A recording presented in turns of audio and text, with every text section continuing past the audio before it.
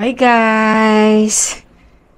Nakapag-freshen up na ako, nakapaghilamas na ako. So today, gagamit tayo ng facial toner. Thayers yung ginagamit ko siya. In rose petal siya, alcohol free. So naglagay na ako dito sa cotton. So ginaganyan ko na lang. Kasi after ko maghilamos, nililinis ko siya baka kasi may dumi pa. Pero sa umaga, ginagawa ko dyan. Siyempre, sa umaga naman, malinis na yan, di ba? Kaliliko mo lang. Naglalagay ako dito sa pan, tapos, ginaganon ko siya. Yan. Ganyan mo lang siya sa face mo para ma-absorb yung toner. Maganda yan eh. Maganda yan, Thayers na yan. Tapos, tapon lang natin sandali yung ating basura.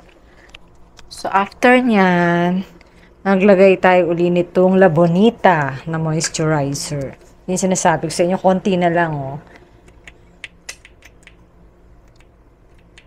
Hindi ko lang alam kung saan ito nabili ni Charis. Pero maganda kasi siya sa mukha. Nawala yung pagka-dry ng mukha ko. Dry kasi yung mukha ko, eh. Lalo na nung malamig. Sa Hong Kong, hindi nag-dry yung mukha ko. Kasi nga, gumamit ako. Lagi ako naka-moisturizer.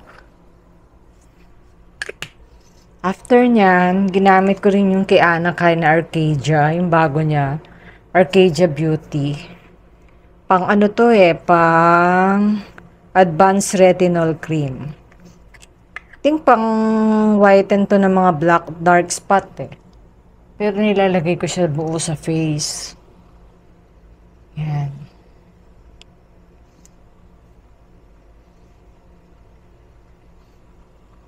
Ito yung bago niyang nilaunch ni Ana Kai. Arcadia Beauty. Try natin. Ko pa naman siya nauubos eh.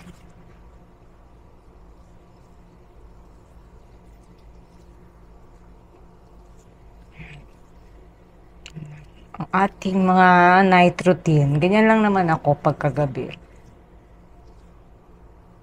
Hindi nga ako nakakapag face mask. Tatamad ako. So after nyan, ito pa rin lalagay ko. Ito binili ko sa Korea to. Lamelin. Ginagamit daw to nila Aramine. Retinol din siya. Gel wrinkle cream. Dami ko kasing wrinkle eh. Alam mo naman yung mga sumpa na yan. Lalo dito sa may eyes. Kita ko yan eh pag nagbablog ako. Ang dami dyan sa may bandang yan.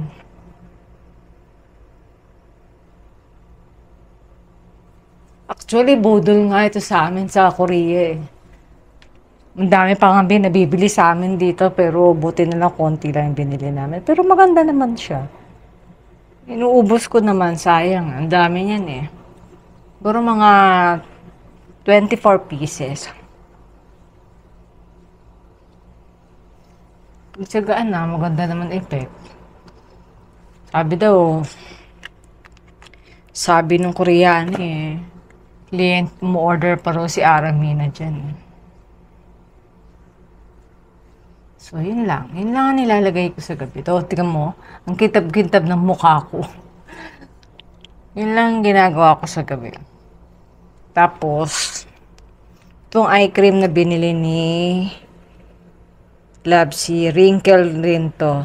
Sa eye cream naman. So, maglalagay tayo dito. 48 hours daw ang ano nito, effectivity nito eh. Sabi. Try and try ka lang ng mga product kung ano yung uubra sa'yo. Hanggat may pangbili ka. Diba? Kasi hindi naman tayo pwede dun sa mga Botox. Ayoko nang may mga ini-inject sa mukha. In the end kasi, halata pa rin ng pagkatanda mo kahit anong gawin mo. Hindi mo mabubura yan. You have to accept natatanda din tayo. Ang importante, buhay ka pa, malakas ka pa, nakakapag-enjoy ka pa. Yan ang very important. Kay pangit ka man, kay kulubot ka na, at least malakas ka pa. Gusto ko yung mga katulad doon sa Hong Kong, yung mga matatanda doon. Kasi talagang work pa sila.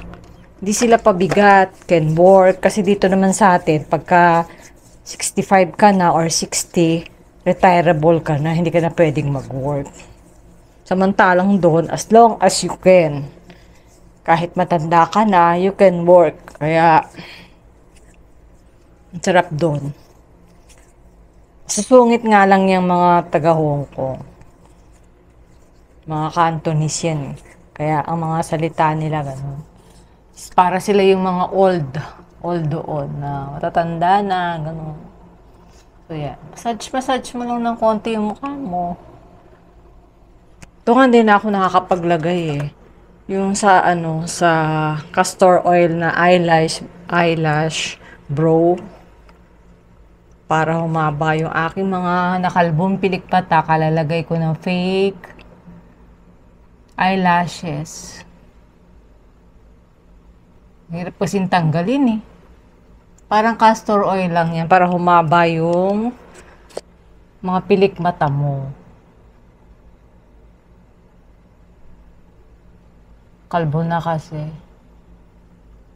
Ayoko na ito nilalagyan ko rin to yung kilay ko. Para kumapal pa siya. Nagka-buhok na nga siya eh. Malamig yan sa sa kilay. Ito nyo sa Hong Kong,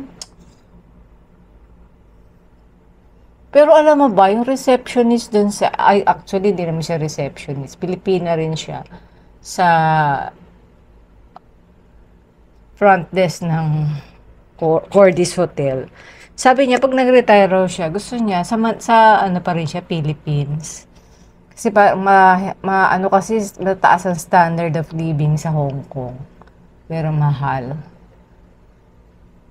Kaya gusto niya sa Pilipinas, sila magkasama. Yun lang. Yun lang mga beauty routine ni Mama Liz paggabi.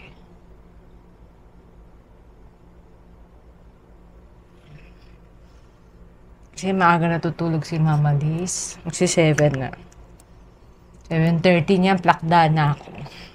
So, yun lang guys. See you again. Kung ano pa yung mga paggagawin ni Mama Liz. Bye for now. Okay guys, today is magpapa-pneumonia vaccine ako, lifetime. Kasi natapos na yung aking 5 years na vaccine noong 2019 ako last. So ngayon lifetime na. So dito tayo magpapa-vaccine. It's my pneumonia vaccine. Ito ako ngayon sa Klinika Manila to take my pneumonia vaccine. 2019, after 5 years, kumuha na ako ng lifetime.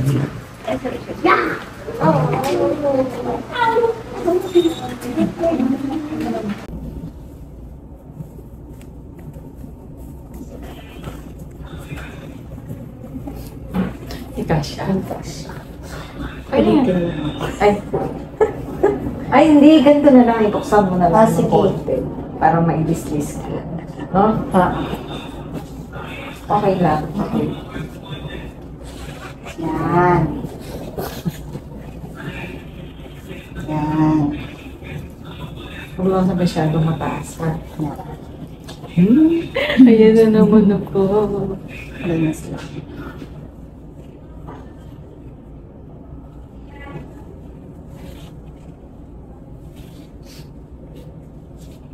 Medyo malapad kasi tsaka matagal ang niya. Sakit niya.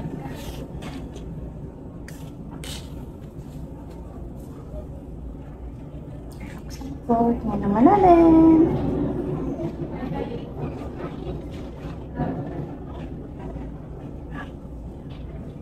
Okay. It's done. Siya mo. May booster pa pala yan after 1 year. Ano yun? Yung pang 5 years? Ang booster niya? Baka yun na yun, ma. Sabi. Pwedeng paki-ano ulit kasi hindi ko abot siya. Thank you very much. So, pang 5 years yung iaano na booster niya. Thank you. So, after magpa-vaccine, kakain kami dito ni Trixie. Ito kami magla-lunch sa Panda. Diyan na siya bumibili na naihatid na niya sila Karen kasi magpapakuha ng passport si Sepi, the new one. So, this is the Panda. Kalay na si Trixie.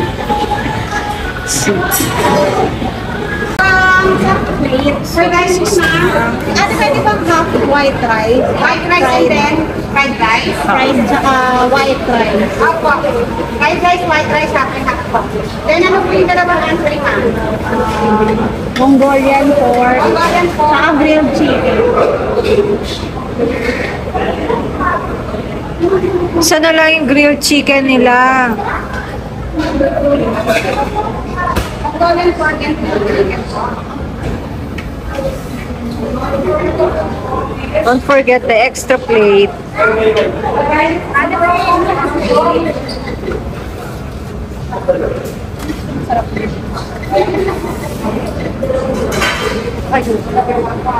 Anong size? Yan. welcome, sir. Ayun no, mas malaki ate. Okay.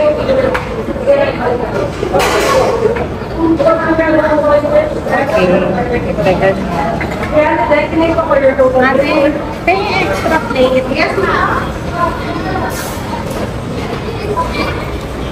So that is our lunch. Share na kami dyan. Yan your water. Sir, receive 1,000.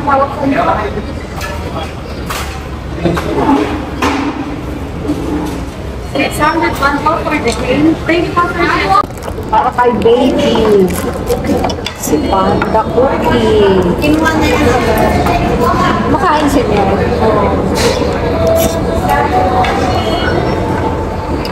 Tigil naman yung bibig. So okay na sila agad. Nagsimula na sila agad. Ano Napasok mo siya. yung maganda? Madali sila matatapos. Ay, mga, ano na sila eh. Bubutasan na yung ano eh. Butasan na agad. My lunch, grilled chicken. Yan yung mga fish drinks. Parang ang dami ngayon, ano? No? Madami yung rice nila. Oh, yung chicken. Ha? Yung taong pag-isa lang, ikuunti.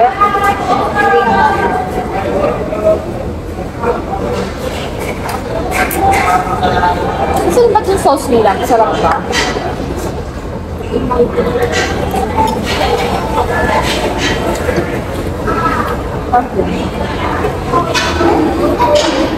Ano ko ba? Sana lang walang mga sauce.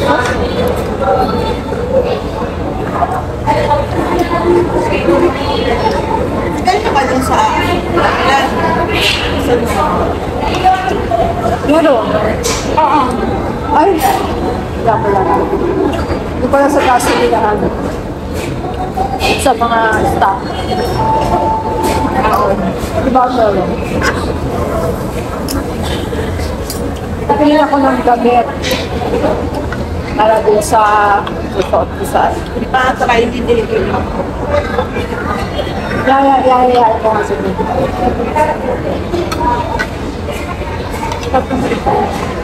Tikat ng bako? No? Tsaka matagal yan.